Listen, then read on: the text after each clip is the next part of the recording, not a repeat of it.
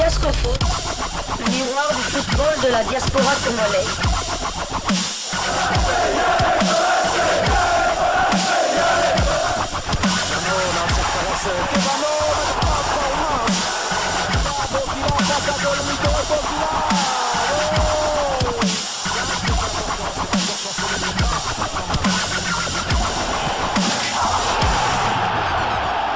Diasco Foot, le miroir du football de la diaspora congolaise. Bienvenue dans Diasco Foot, le miroir du football de la diaspora congolaise. Nous allons commencer ces numéros de Diasco Foot par les news de Gaël Kakuta, qui s'est illustré en amical avec le Racing Club de Lens. C'était contre Clermont Foot, ancien club de Vitan Simba, qui évolue désormais chez les Girondins de Bordeaux.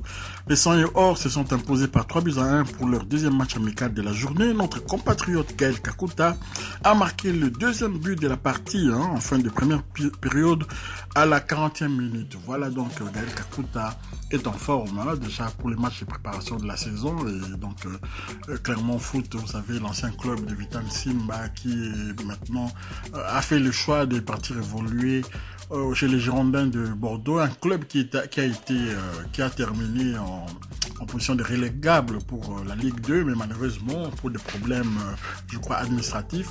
Et les Girondins de Bordeaux se retrouvent en 3e division, donc en national.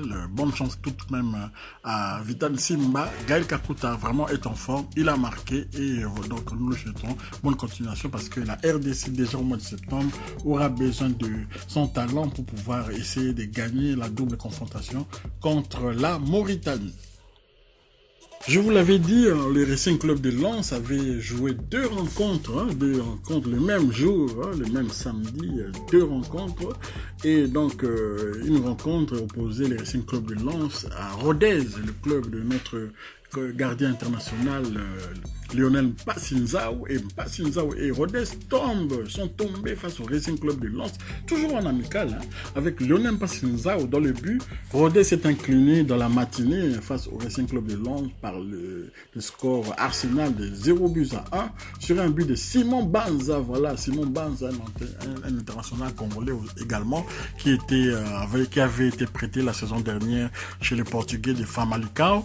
Et donc Simon Banza a inscrit l'unique but de la rencontre contre Rodez, contre Passinza justement. J'espère quand même que cette fois-ci la RDC pourra peut-être mettre le bouchée double pour pouvoir récupérer ces binationaux qui est encore jeune, qui est très prometteur pour les Léopards, pour l'avenir des Léopards de la RDC. Absent du reste de cette rencontre, Gaël Kakuta a joué le deuxième match justement. Donc il avait joué le deuxième match et même inscrit son petit but donc à la 40e minute. Je vous l'avais dit dans le sujet consacré à Gaël Kakuta. Donc voilà, maintenant c'est complet. Vous savez que dans les deux matchs que le Racing Club de Lens avait joué le samedi, il y avait deux Congolais qui avaient marqué également, mais il y avait un Congolais aussi qui avait encaissé. Voilà, c'est la préparation, c'est la bonne humeur et c'est comme ça qu'on aimerait que nos joueurs puissent continuer à évoluer. Parlons à présent de Vitan Simba. Je vous avais dit que Vitan Simba, son ancien club, le Clermont Foot, était tombé contre les Racing Club de Lens de Gaël Kakuta. Et les Girondins de Bordeaux de Vitan Simba se sont inclinés également 2-1 face à Orléans en match amical. Vitan Simba était titulaire. Vraiment, c'est dur de voir un joueur comme ça, vraiment plein de talents prometteurs, aller vraiment s'endormir aux Girondins de Bordeaux. Nous savons qu'il avait commencé sa carrière là-bas chez les Girondins de Bordeaux. Peut-être pour lui, ça a toujours été un rêve de porter les maillots scapulaires du Girondins de Bordeaux, mais pas en 3e division, quand même pas en 3e division, parce qu'il aura du mal vraiment à revenir même en équipe nationale en évoluant en 3e division. On va préférer prendre un joueur qui joue à la Lina Foot, croyez-moi, avec la mentalité congolaise. On va prendre un joueur qui joue dans le championnat local parce qu'ils vont estimer que 3e division c'est plus faible que la Lina Foot. Mais croyez-moi, les Girondins de Bordeaux seraient capables de gagner la Lina Foot, sérieusement. Mais voilà, Vitan Simba est là-bas et son club a perdu 2-1 contre Orléans. Parlons à présent de Marcel Tisserand, le ministre de la Défense des Léopards de la RDC, qui n'est pas vraiment en odeur de sainteté du côté de Fenerbahçe. Marcel Tisserand n'entre plus dans le plan de Fenerbahçe et le Congolais est placé sur la liste des joueurs indésirables amenés à quitter sans délai le club. Pour confirmer cela, le capitaine des Léopards ne figure même pas parmi les joueurs inscrits par Fenerbahçe pour disputer les compétitions européennes pour la saison prochaine. Si certaines formations turques, notamment, s'intéresseraient aux joueurs, l'Udinese, club italien, s'affiche désormais comme la destination la plus probable pour l'ancien monégasque.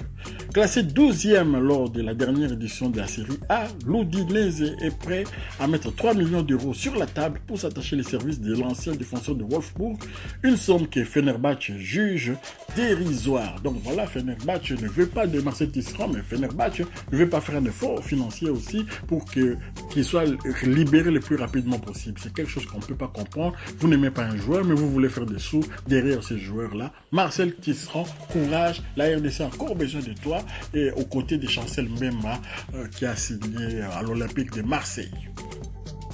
Et Meshak Elia dans tout ça. Début convaincant pour Meshak Elia et les Young Boys de Berne. Donc le club de Meshak Elia se sont largement imposés 4-0 face au FC Zurich à l'occasion de la première journée du championnat suisse. Meshak Elia était titulaire tandis que Jonathan Okita, ancien joueur du championnat de Eredivisie en Hollande, dans la formation de NEC Nijmegen, Jonathan Okita est monté en deuxième mi-temps de cette rencontre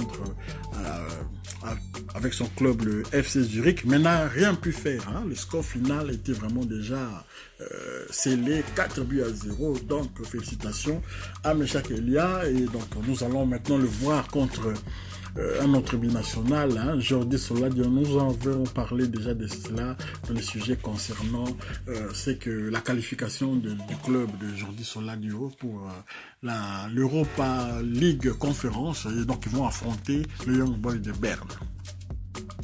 À présent, parlons de Neskins Kebano. Cela se passe vraiment bien actuellement pour Neskins Kebano en préparation de la nouvelle saison. Kebano buteur en amical contre l'OGC Nice.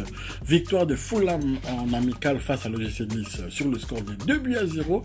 Neskins Kebano a inscrit les premiers buts de la rencontre sur penalty. Donc voilà, c'est encourageant. Neskins Kebano est en train de retrouver un peu du poids de la bête. Neskins Kebano que nous aimerions que cette fois-ci vraiment ils soient titulaires au sein de cette formation de Fulham pour la nouvelle saison de la Ligue 1, parce que la Ligue 1 dans la première, comment on appelle ça en Angleterre, voilà, la première ligue, voilà, la première ligue en Angleterre, c'est que cette fois-ci qu'ils soient vraiment titulaires, qu'ils ne soient pas seulement un bouche-trou qui entre de temps en temps dans les matchs comme ça, vraiment aux côtés de leur buteur maison Mitroglou, qui va vraiment peut-être s'illustrer encore sur les terrains européens, notamment dans la compétition